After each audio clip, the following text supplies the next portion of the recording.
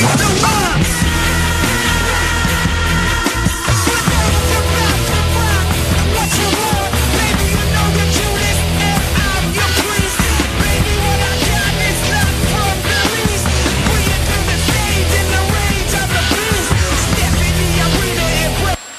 up, guys? This is Gold Dizzy giving you my Elimination Chamber 2010 pay-per-view review. The pay-per-view was in St. Louis, Missouri tonight, and it was okay. It wasn't great. I mean, it wasn't terrible. There were parts of the pay-per-view that were terrible. A lot of randomness happened tonight, which I didn't really like whatsoever. However, the first match of the night, which ended up being the best match of the night in my opinion, was the Raw Chamber match. That match went 45 minutes, and it was really great. You had SHEAMUS and Kofi Kingston starting that match, and then Triple H came in, then Orton, then DIBIASE, and then CENA. You had all 6 participants in the chamber match before anybody was eliminated. I thought that was really great. The use of the chamber was fantastic. At one time you had Kofi Kingston's head stuck through the chain link fencing, and you had Ted DiBiase giving it a Boston Crab. It was really cool, really innovative.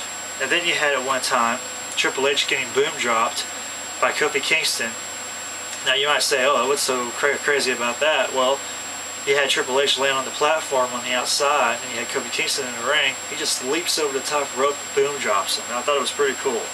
You had just really good usage of the cage overall. Now, the most shocking part of the match was when Cody Rhodes came down to try to aid Randy Orton in the match. He has a lead pipe in his hand, and he's yelling for Randy Orton, but Randy Orton doesn't want no part of that. He's waving him off, like, you know, get out of here. Well, he throws the pipe in the ring anyways. Ted DiBiase picks it up. Orton's getting ready to get his attitude adjusted by John Cena, and Ted DiBiase just hits Randy Orton right upside the head with it. Then he hits John Cena. You have Randy Orton laid out in the mat. Ted DiBiase takes advantage of it, pins him. I predicted that. I thought that would happen, and it did. So we definitely are getting to see the split of legacy. You have Cody Rhodes messing up again by throwing a pipe in the ring, and then you had Ted DiBiase pinning Orton. Well, anyways, after that, DiBiase got eliminated by Kofi Kingston via a Trouble in Paradise, which is a pretty cool finishing move by Kofi Kingston. Then Kofi Kingston gets eliminated by SHEAMUS, and then SHEAMUS gets eliminated by Triple H, so there's definitely a new champion. So you had John Cena and Triple H in the final, as the final 2 guys, and so I'm like, I don't want to see Triple H win. So, you know, I was pulling for John Cena. Well, John Cena gets Triple H in the STF, and wow, Triple H taps. Now, I mean, that's not really that big of a deal, because, you know, it's John Cena. He's a big-time player, so him tapping out is not that big of a deal.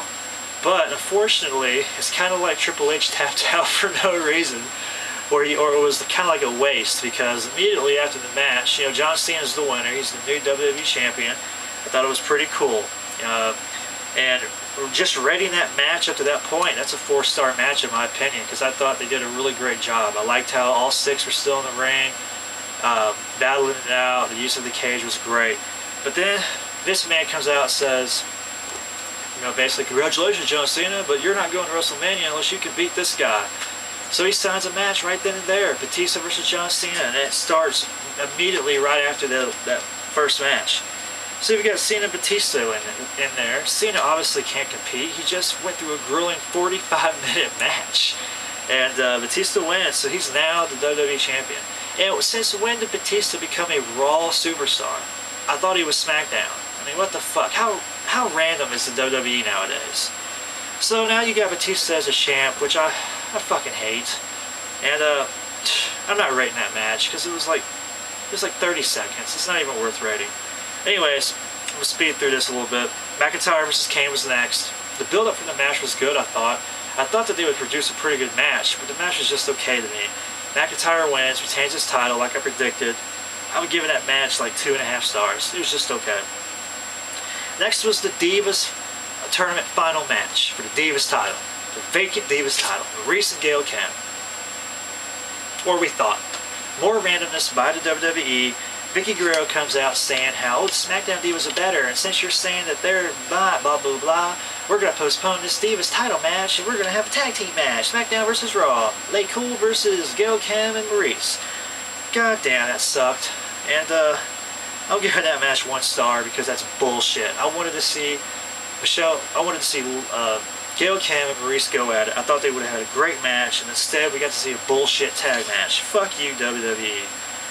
Then we get to see Regal come out. He talks about NXT. He talks about how he needs respect because he's been in there in wrestling for so long. And then Edge comes out saying how I'm not sure who I'm going to take on at the at WrestleMania, so I'm going to announce that tomorrow night on Raw. And then he says, "Look, I got one more thing to do: spear."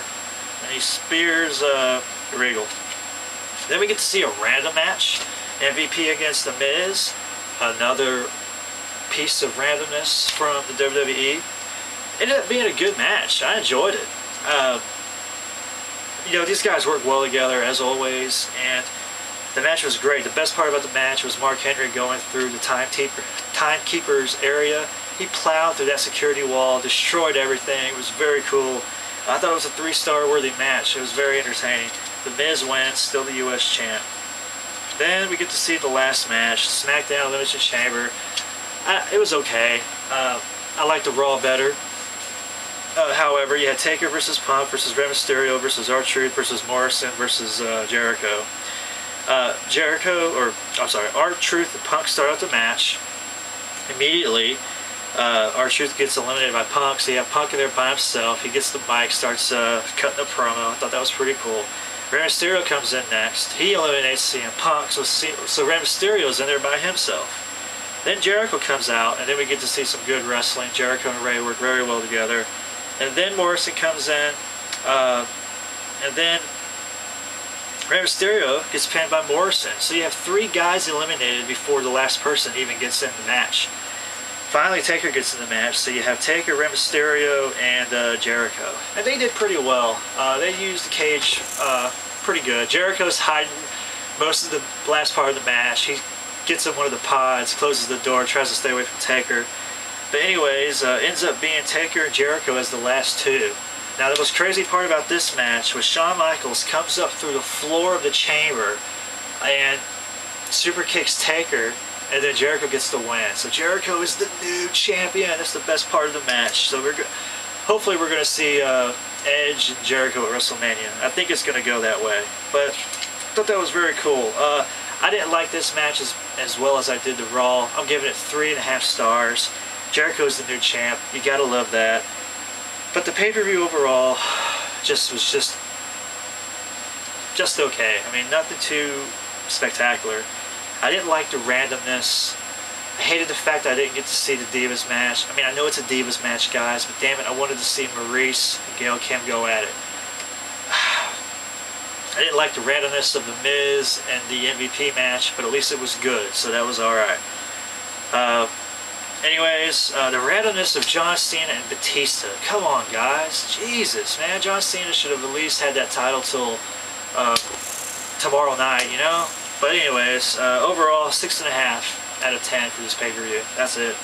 That's my review. Let me know what you think. What'd you like? What you did not like? All that good stuff. Gold Izzy. Peace out.